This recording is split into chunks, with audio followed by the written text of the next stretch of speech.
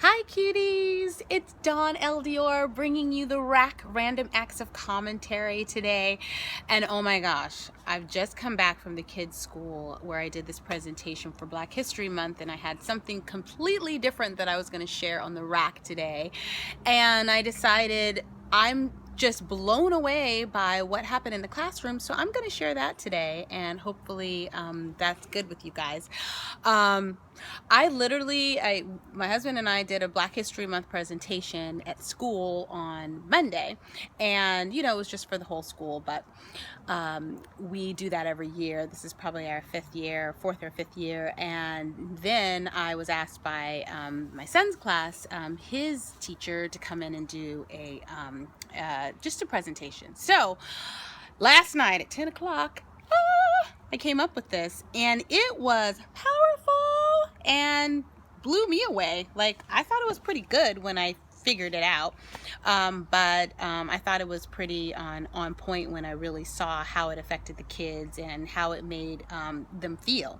So first of all, I had this bucket that I took to school, and in it I had these yellow pieces of paper, and on these yellow pieces of paper were things like brilliant writer. I had let's see, mastermind inventor. I had genius scientist. I'm trying to get these open. Genius scientist, but it had a different, I think it's 6 different categories. So I had brilliant writer, amazing doctor, genius scientist, mastermind inventor, award-winning architect, and math wizard. So what they were supposed to do, without knowing anything, I went around the classroom and was like, okay, I want you to reach in, don't look, and just pick something. And I was telling them as they were picking, I was like, okay, this is the culmination of all this hard work. You got through grade school, you got through middle school, you rocked high school, you went on to college, you got a scholarship, you worked so hard, and now, and then we did a drum roll, you are a genius scientist. How amazing! Yay! So I had them put it on their forehead, genius scientist, or amazing doctor, or mastermind inventor, or award-winning architect. Put that on your forehead, and I wanted them to feel it. Feel the work that they've put in, feel all those sleepless nights, feel how their parents have pushed or prodded or been proud of them. Just feel it, just feel that for a minute. Then I said, now if you have a red dot, I want you to sit down. They were like, what? Yeah, so if there's a red dot on your card, I want you to just take a seat. So they sat down, like, and then I was like, for all of you wonderful, amazing souls that are still standing, I want you to come on up. And then I handed them, as they came up, I shook their hand, and I handed them things like, you get to meet the Queen of England. Congratulations, you mastermind inventor. How amazing for you. You are going to be written in the history books. Oh my gosh, you absolutely award-winning inventor. You get to stories are written about you, and you're in the news, and all these great things they got to do if they were actually called up to the front and didn't have a red dot. So of course the people who are coming up, they're like, yay! Everybody's like, wow, you get to meet the president. Wow, the history books are written up about you. Future generations will all know your name. Wow, you have television specials that are all about you and what you've created, invented, or done. How amazing is that?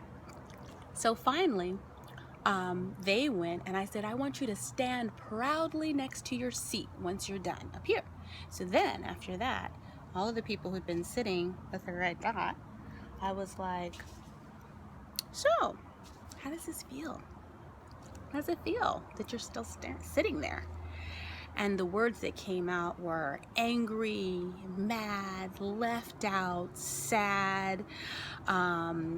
They just were like, this feels horrible. And I'm like, but you're a brilliant writer. And they're like, yeah. I'm like, now with the red dot, did you know when you were picking that red dot, is that a choice? Did you know that you were picking something that ended up having a red dot? And they were like, no, I just picked. And I said, yeah. And I said, you had, put in the hard work, and you stood up and you understood what you had accomplished, and then you realized you had a red dot. So I was like, okay, so what is a red dot in our society? What makes people not get appreciated for what they've done, even though they put in the hard work and blah, blah, blah. And so they were like, ugh. So I was like, so girls, can you choose if you're born a female or a male? They're like, nope. Can you choose what skin color you have? No. What if you have a disability?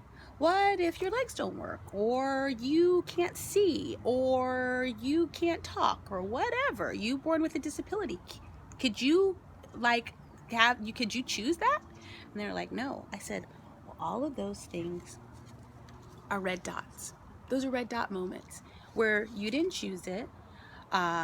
Your sexual orientation, people, a kid, and this is second grade, brought up with a boy and a boy, or a girl and a girl, and I'm like, all of that is how you're born, and you can't choose that. And I was like, and even with age, I was like, we're all gonna get old, but we sometimes discriminate against people because of how old they are. They're either, too old usually to do a certain job anymore. And people, I said, that is what discrimination feels like.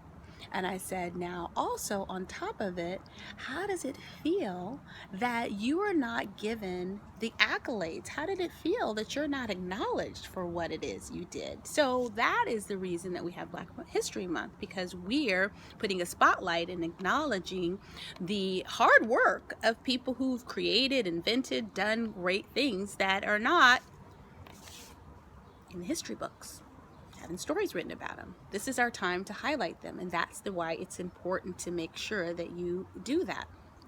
Now, what completely blew me away at the very end was that I told them, I was like, okay, thank you so much. And what I also did was I brought everybody up that had the red dots, and I gave them acknowledgement, and I told them thank you so much for their contribution to society, their math, wizardry, their invention, whatever it is that they did. I told them thank you so much. I gave them a hug, so I gave them credit, and I had the other people in their community, the other math geniuses that had already been up, I had them come up and give them a big high five. They're a part of your community, blah blah blah. And then I was like, at the end, I was like, thank you for your contribution, now you can sit down. So now they've had a chance to come up and be acknowledged. So at the end of the class, and this is what just completely blew me away, I said, so if you want to give your papers back, you can, but you don't have to. Do you know that the only people other than one who gave theirs back all had red dots? So if they were a genius scientist with a red dot, they're like, you know what, that's okay, you can have that back.